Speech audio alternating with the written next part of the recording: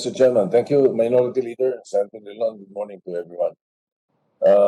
Thank you also again to our chairman, Senator Richard Gordon, who is chairman of the Blue Ribbon, for taking another or making a chance or giving a chance for us to have another hearing for the PCOO budget. I understand you already took it up before, but there are certain issues that I would like to take up. So, with your indulgence, Mr. Chairman, may I address it to the officials of the PCOO?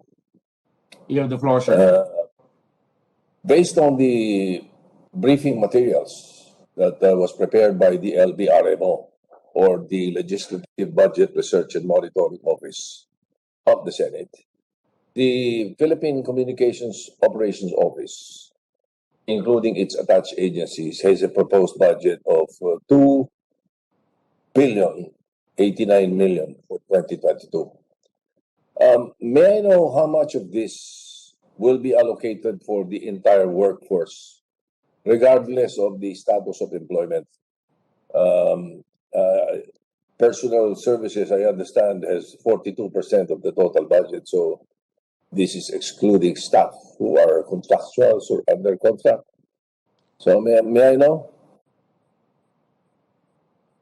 how much of the 2 billion is allotted for the entire workforce?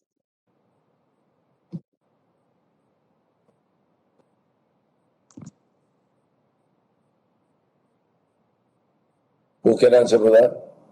Mr. Chairman, may I defer to Undersecretary Chris Ablan, who is our Undersecretary for Finance and Administration. Yes, go ahead. Good afternoon, Mr. Chairman. Good afternoon, Senate President. We have a total of 874,095,000 allocated for all agencies of the PCOO, including the PCO proper, attached agencies, and GOCCs, Mr. Chair, based on our records. 874,095,000.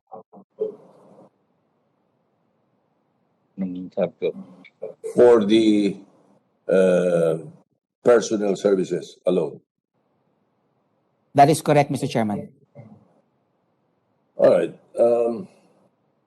Based also on the materials of the LBRMO, out of the 3,536 authorized positions in PCOO and its attached agencies, only 1,973 positions have been filled up, leaving 45% or 1,563 of your plantilla items unfilled.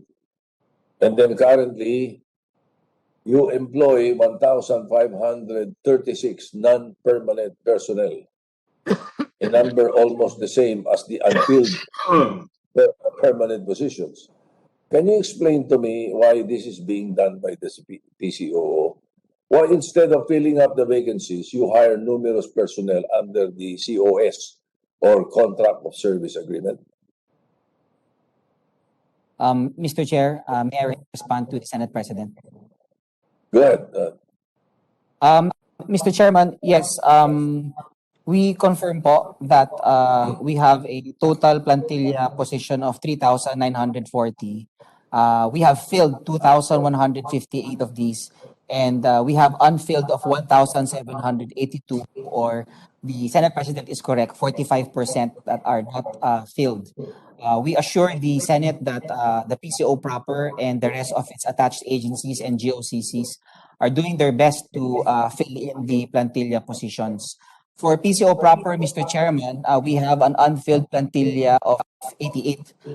We aim to reduce that number of 88 to 35 by 2022 by opening up the items. And currently, Mr. Chair, we are actively hiring, and we anticipate that many of our contract of service in the admin and finance offices will be absorbed by these new items. We have requested for items from the DBM for our accounting division, our budget division, our legal division, and our IT division, Mr. Chair. And we aim to reduce that number to 35. We've also requested for a scrap and build We have around 17 positions, Mr. Chair, in the 88 that are very low salary grades, and we've already proposed to the DBM to scrap them so that we can provide a better salary structure.